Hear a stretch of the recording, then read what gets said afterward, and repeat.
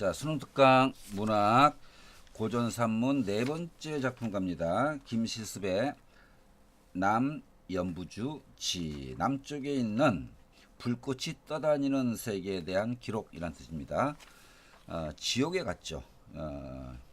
박생이 지옥에 가서 그것을 관장하는 염라대왕하고 얘기를 나누게 됩니다. 자, 작품 봅니다. 박생이 말했다. 자, 이 박생은 이 작품의 작가 김시습이죠. 습니다. 작가의 대리인입니다. 작가의 대리인. 김시습의 생각이, 이 현실에 대한 생각이 작중인물 박생을 통해서 다 드러납니다. 그리고 이 남연부주지는 김시습이 쓴 한문 소설집이 있어요. 잠깐 내가 써줄게요. 김시습 한문 소설집이 있는데 그 소설집 이름이 금오신화입니다. 금오신화에 5편의 한문 소설이 들었어요. 우리가 많이 아는 만복사 저포기, 이생 규장전, 자 취유 부벽정기, 지금 네 번째가 남연부주지.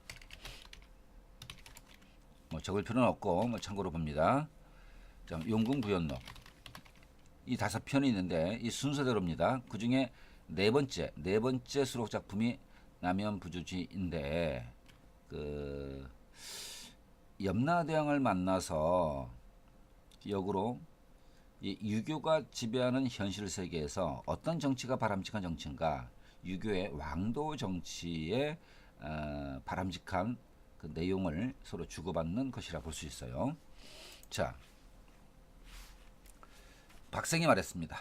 왕은 염라대왕입니다.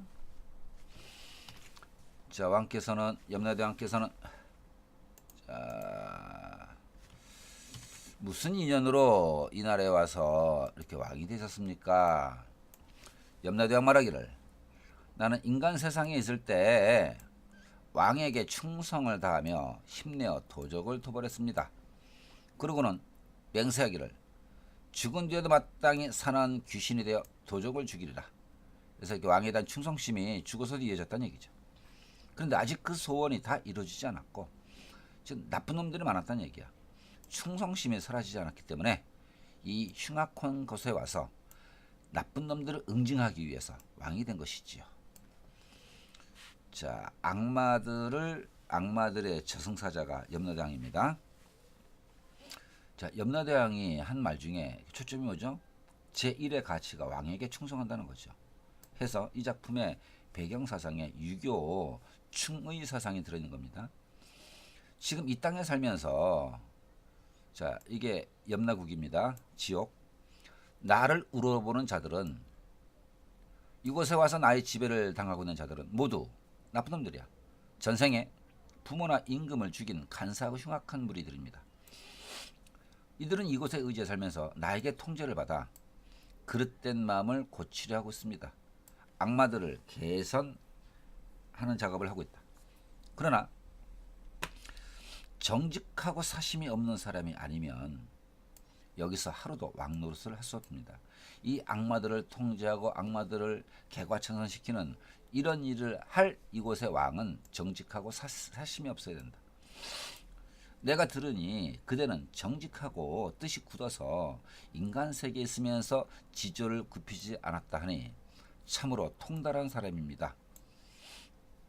그런데도 그 뜻을 인간 세상에 한 번도 펴보지 못했으니, 이런 데서 자, 박생이라는 인물이 신하 중에 최고 신하가 될 수 있는데, 지조 강한 신하가 될 수 있는데 세상에서 뜻을 펴보지 못했다는 얘기는 이 세상에 조선의 정치 질서가 혼탁했다는 얘기죠. 능력 있는 인물이 신하로 등용을 못했다는 것입니다. 자, 그랬으니 마치 형산의 옥동이 누구를 위한 거죠? 박생. 티끌 덮인 벌판에, 이게 현세의 혼란한 상황입니다. 내버려지고, 자, 형산의 옥동이 박생 비유, 명월주 동그라미, 자, 밝은 달 같은 구슬이 그 인품 좋고 능력 있는 인물이 깊은 못에 잠겼다. 이것도 혼탁한 현실이죠. 이와 같습니다. 뛰어난 장인을 만나지 못하면 누가 지극한 보물을 알아보겠습니까? 뛰어난 장인은 안목 있는 임금 정도 되겠죠. 이 어찌 안타깝지 않겠습니까? 라고 박생을 칭찬하죠. 자, 칭찬하는데 공짜가 없어요. 이렇게 칭찬해주고 나서 부탁을 하는 거죠. 또 요청을 합니다. 나는 정해진 수명이 다해 장차 이 나라를 떠나야 합니다. 자, 내가 염라국을 떠나야 된다. 그대 또한 운명이 다해 곧 쑥덤불 사이에 묻힐 것입니다. 아직은 박생이 이승에서 살고 있는데 곧 죽어서 무덤에 묻힐 것이다. 그리고 박생의 미래를 내다봤어요. 그러니 이 나라를 맡아 다스릴 분이 그대가 아니면 누구겠습니까? 이 염라국을 맡아라. 이 염라대왕이 되라. 라는 얘기죠. 그러고는 잔치를 열어 극진히 즐겁게 해주었다. 왕이 박생에게 자, 지금은 조선인데 그 전에 고려가 있었고 그 전에 삼국 시대가 있었죠. 고구려 백제 신라. 삼한이 왜 망했는가? 흥하고 망한 자치를 물었더니 박생이 하나하나 얘기했다. 고려가 창업한 이야기를 이르자 왕은 두세 번이나 탄식하며 서글파더니 말했다. 그러면서 자, 바람직한 군주와 백성의 관계를 얘기합니다. 나라를 다스리는 이 군주가 폭력으로 백성을 위협해서는 안 됩니다. 폭력으로 다스리면 백성들이 두려워 따르는 것 같지만 마음으로는 반역할 뜻을 품고 있습니다. 날이 가고 달이 가면 커다란 재앙이 일어나게 됩니다. 자, 폭군의 말로는 다 비참하죠. 덕이 있는 사람은 폭력이 아니죠. 힘을 가지고 임금 자리에 나아가지 않습니다. 하늘이 비록 임금이다라고 간곡하게 말하는 것은 아니지만 그가 올바르게 일하는 모습을 백성에게 보여줌으로써 백성의 뜻에 의해 임금이 되게 하니 나보다 높은 분 옥황상제의 명은 참으로 엄합니다. 염라대왕의 윗불이 옥황상제죠. 나라는 백성의 나라이고 명령은 하늘의 명령입니다. 그런데 천명 하늘의 명이 떠나가고 하늘이 그 군주를 아껴주지 않고 또 민심이 떠나간다면 임금이 비록 제 몸을 보존하려고 하더라도 어찌 되겠습니까? 중요한 게 하늘의 명령 따르는 거, 백성의 나라라는 것을 명심하는 거란 얘기죠. 자, 박생이 또 역대의 왕들이 불교를 숭상하다가 이게 고려시대 왕들이죠. 고려의 왕들이 불교 숭상하다가 재앙을 입은 일을 이야기하자 왕이 이맛살을 찌푸리며 말했다. 백성이 임금의 덕을 노래하는데도 백성들이 우리 임금님 훌륭하다라고 막 칭송합니다. 그런데도 큰물 가뭄 이렇게 자연재해가 닥치는 것은 하늘이 어떤 뜻으로 그랬을까? 임금을 하여금 백성들이 임금을 존경하고 따른다고 해서 이게 만용 부리지 말고 스스로 이렇게 지가 잘났다 이렇게 생각하지 말고 늘 근신하라, 삼가고 조심하라 라고 경고하는 것입니다. 임금이 너무 우쭐우쭐해서 과하게 되지 않게 경고의 의미로 근신하라 경고의 의미로 정치를 잘하는 임금에 대해서도 가끔 이렇게 경고 차원에서 홍수 가뭄을 보내기도 한다는 겁니다. 그 다음에 백성이 임금을 원망하고 탄식하는데도 못된 임금이다 라고 막 욕을 하는데도 그 임금한테 상스러운 일, 좋은 일이 나타나는 것은 요괴가 나쁜 놈이, 나쁜 귀신이, 간신배 같은 놈이 임금에게 아첨해서 더욱 교만 방지하게 만드는 것입니다. 자, 백성들의 원망이 자자한데도 좋은 일이 나타나는 것은 임금으로 하여금 또 교만 방지하게 만드는 결과성입니다. 왕들에게 상스러운 일이 나타났다고 해서 어찌 백성이 편안해질 수 있겠습니까? 그 일시적으로 임금을 교만하게 하는 결과를 가져올지언정 백성이 편안해지는 것은 아니다. 그러니 하늘의 뜻이 백성이 버린 임금을 하늘이 진정 그 임금을 챙기겠다는 것이 아니란 얘기죠. 원통하다고 말할 수 있겠습니까? 자, 박생이 말했다. 간신히 벌떼처럼 일어나 큰 난리가 자주 생기는데도, 즉 간신들이 득식을 거리는데도 임금이 백성을 위협하고 위험 부리고 그것을 잘한 일을 여겨 계속 못된 군주가 명예를 구하려 한다면 그 나라가 어찌 평안할 수 있겠습니까? 이런 식으로 그동안 고려와 조선에서 있었던 임금들의 잘못된 행실에 대해서 비판하면서 염라대왕께 아뢰고 있는 거죠. 왕이 한참 있다가 탄식하며 그대 말씀이 옳습니다. 임금이 그러면 안 되지요. 라고 두 사람이 생각을 같이 합니다. 잔치가 끝나자 왕은 자신의 왕위를 박생에게 물려주려고 다음과 같은 글을 지었습니다. 선임은 염라대왕이 지은 글. 선임은 염주의 땅 이곳은 지옥은 무서운 풍토병이 많으므로 우임금의 발자취도 이르지 못하고 그 대단한 분들이 올 수 있는 곳이 아니다. 모강의 뛰어난 말도 오지 못했다. 붉은 구름이 해를 가리고 독한 안개가 하늘을 막고 있으며 목이 마르면, 자, 지옥의 지옥, 목이 마르면 뜨거운 구리물을 마셔야 하고 그곳에 가 있는 죄인들, 배가 고프면 불에 쪼인 뜨거운 쇳덩이를 먹어야 합니다. 그렇게 극심한 고통을 겪어야 되는 곳이다. 야차, 나찰은 그 지옥에서 형벌을 가하는 존재들이에요. 그러니까 지옥을 지키는, 지옥에서 형벌을 가하는 자들, 이런 자들이 아니면 발 붙일 곳이 없고 도깨비가 아니면 그 기운을 펼 수가 없는 곳이다. 불꽃이 타오르는 성, 염부주죠. 염부주, 불꽃이 둥둥 떠다니고 타오르는 이 성이, 자, 제목과 관련지어서 이곳이 불꽃이 타오르는 성, 이게 염부주입니다. 염부주. 천리나포도 있고 쇠로 된 산이 만겹이나 둘린 데다 백성들의 풍속이 거칠고 사나워서 진실로 정직하지 않으면 그 간섭을 판단할 수가 없다.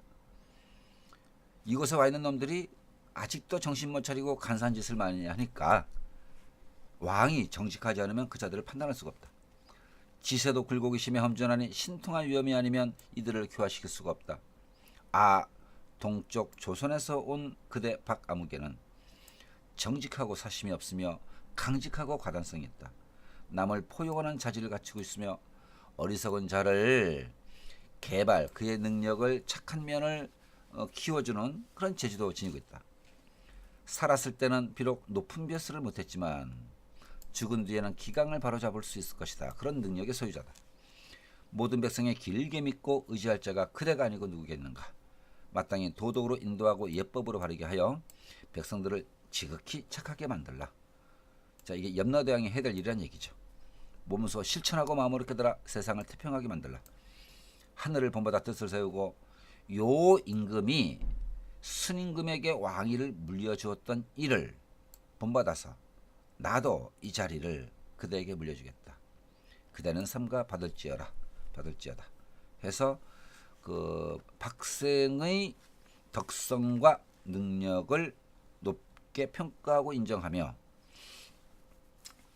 염라국 왕의 자리를 물려주겠다고 선언을 한 겁니다. 박생 어찌할까요? 이 글을 받아들이고 응낙을 했어요. 두 번 절하고 물러나왔다. 왕은 다시 신하와 백성들에게 명령을 내려 축하드리게 하고 태자로서의 예절로 그를 전송하겠다. 자, 염라대왕이 박생을 태자로 여긴 겁니다. 그리고는 말했다.